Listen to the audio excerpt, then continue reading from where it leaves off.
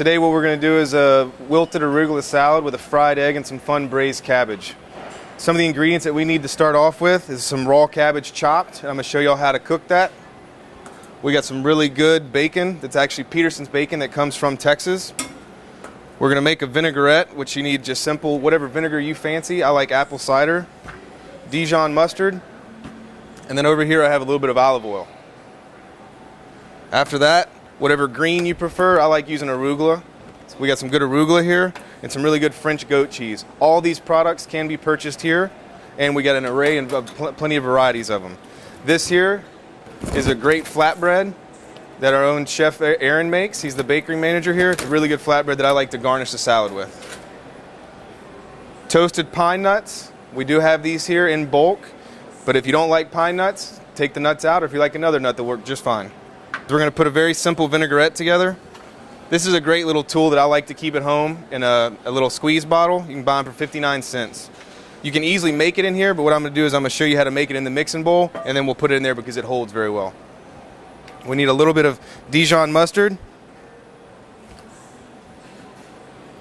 a little bit of cider vinegar or whatever vinegar you like. A lot of people like balsamic.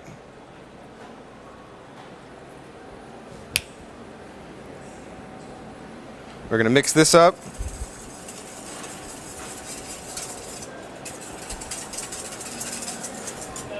Touch of fresh cracked pepper, kosher salt. Then we're going to take our olive oil, mix a little bit of olive oil in there. And this is one of those things you can just kind of do to taste. I like my vinaigrettes real nice and tart, but some people like it a little more oily and a little thicker. So there we go. We got a simple vinaigrette. And again, another really easy way to do it is you could do this in the mixing bowl. In the squeeze bottle, excuse me. You just put all your ingredients in the squeeze bottle.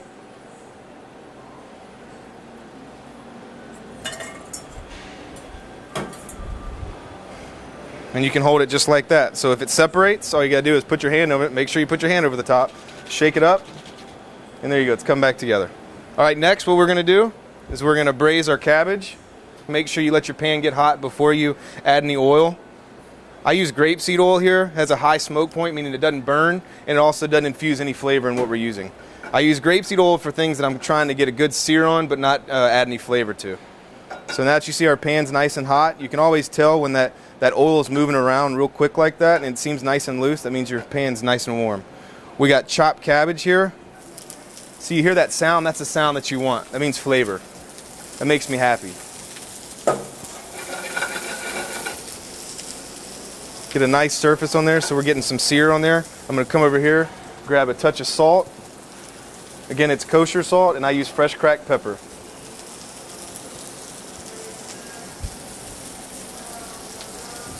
So now that you've seen that the cabbage is nice and glossy like that, and you see some brown in there, some good caramelization, and it seems like the cabbage is wilted a little bit.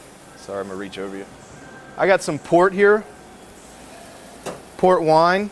If you don't have port at home, you can easily use red wine. I just really like the fruitiness of port. But if you have some red wine at home, you got a bottle of wine that you got open that you didn't get to drink and you got a little left over, you can easily use that. But you might want to put a pinch of sugar in there, along, if you're substituting red wine for port, because port does have more sugar in it.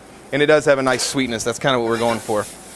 This braised cabbage I use on all kinds of salads. It's just a nice little addition to salads. It gives it nice texture and a little more flavor, different flavor. So we're going to deglaze there. It's going to flame up a little bit. It's high in alcohol. So we're going to burn that alcohol out of there. Once that burns off, we're going to pop it in the oven and let that cook down and braise.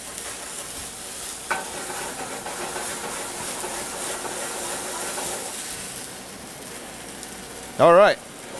So now we're going to go in the oven. It'll probably go in the oven for about 15 or 20 minutes, about 350 degrees.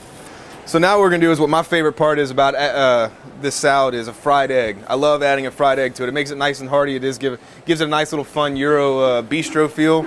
But man, once you break that egg yolk up in that salad and mix it up, it just makes for a really phenomenal salad.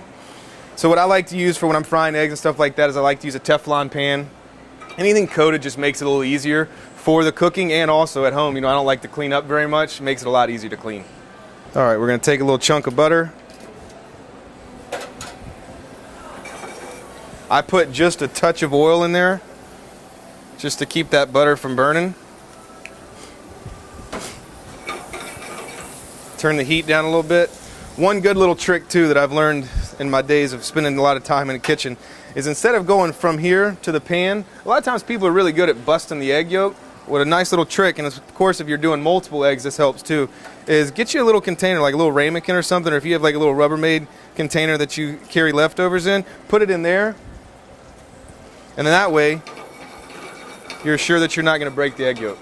So then from here we're going to put that in there. We're going to let that cook. I like doing my eggs sunny side up because I really like having that yolk and that richness in the salad, but you can cook it to whatever temperature you want. So I'm going to reach over here, again, touch of kosher salt, fresh cracked pepper. We're going to let that go. To keep that heat nice and low so the egg doesn't burn. All right, so now we're finishing this egg up. We've got some great ingredients that work very well by themselves. Now we're going to put them all together to make a phenomenal salad. So we got arugula. We got our great pork braised cabbage. Really, really good texture. And I like mixing all my salads up. You know, the best bites of your salad are always the last couple bites because everything gets mixed up. Well, you put it in a mixing bowl before you plate it, all those great flavors come together, and every bite's the same. Toasted pine nuts, I like to keep a couple extra on the side so we can garnish.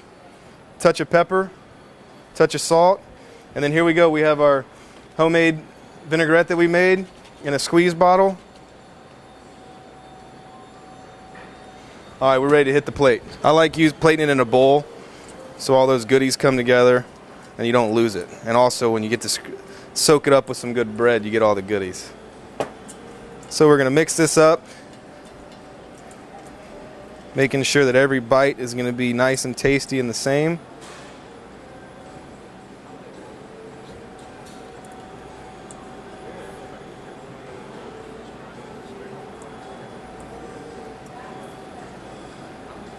Right. Make sure we got all that good bacon and pine nut there.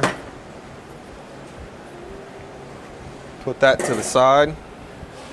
Then we'll garnish it with some more pine nuts. And then here we go. We got our fried egg. Put that right over the top. Like so. That brown butter. And then I got my goat cheese here. And again, this is one of many goat cheeses that we have. This is a really nice French goat cheese that I've been playing around with a lot lately. And we're just going to garnish with it. And then there we go. We got a killer salad. And again, like I said, we can finish it off with this great flatbread. This is a Parmesan and sea salt flatbread. You can do this very easily.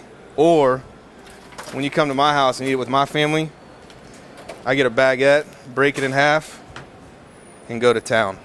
And there we go. We got a great wilted arugula salad with braised cabbage, bacon, toasted pine nuts, and some fresh goat cheese, fried egg, and a nice little baguette. Bon appetit.